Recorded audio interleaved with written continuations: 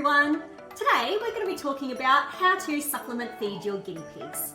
Now, for those of us who have guinea pigs, I'm sure you are aware of how much they absolutely love their food, weaking for any kind of treats and vegetables they can get their hands on. However, what happens when they actually stop eating altogether? We know that there's something wrong. As a guinea pig owner, I urge everybody to have an emergency care kit on hand for when these scenarios arise. When you see your guinea pig either inappetent or anorexic, observing these signs and acting on it ASAP could be the difference between life and death for your piggy. So there are a couple of different products on the market that you can use. I use Oxbow Critical Care Herbivore, but Burge's Dual Care is also another really good product that you can use. And the other thing you need to do is mix up your formula. So depending on which product you use, there'll be a different concentration. So it's really important to read the back of the packet to see what concentration you need to make it up to. If you make it too concentrated or don't add enough water, then you're gonna end up with a really thick product that you're not gonna be able to push through in the syringe easily. If you make it too watery, then your guinea pig's not going to be getting the same amount of nutrients as what they require because it's going to be more diluted. So for this one, it's 1 part to 3.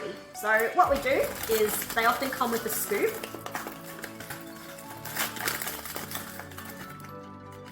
Going to scoop it out, and as you can see, this is the fine grind, so it's a very fine grinded powder. So we're going to go 1 part of the Critical Care. And I've got some water here. 1, 2 to 3 parts water. And we're going to give it a mix so it's all mixed together nicely. So I've got Snickers here to help me with the next part. So when you're assist feeding your guinea pigs, they can be a little bit wriggly and a little bit resistant to start with. So I highly recommend wrapping them up in a towel to keep them nice and secure and nicely restrained so it's a little bit safer for everybody. Alright. And then we want to get a syringe full of food, pop it just behind the incisors in the front of the mouth and slowly inject it in. So as you can see, he's very readily eating this and chewing it and swallowing it on his own, which is really important. Now the recommended amount for guinea pigs is very variable depending on, again, the type of product you use and the concentration of nutrients.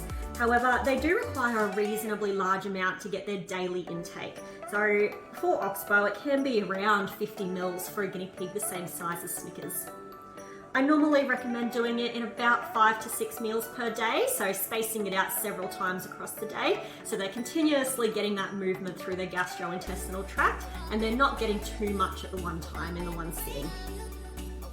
One of the biggest complications associated with assist feeding is aspiration pneumonia, and this can be a very fatal condition for guinea pigs. So aspiration pneumonia is when they aspirate some of the critical care and it goes into their airways and down into their lungs and causes an infection and a lot of difficulty breathing.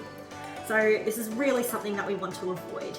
Aspiration pneumonia is unfortunately really common when you're feeding too quickly, so there's too much to fit in their mouth at one time, or you're not allowing them enough time to chew and swallow the food between each dose.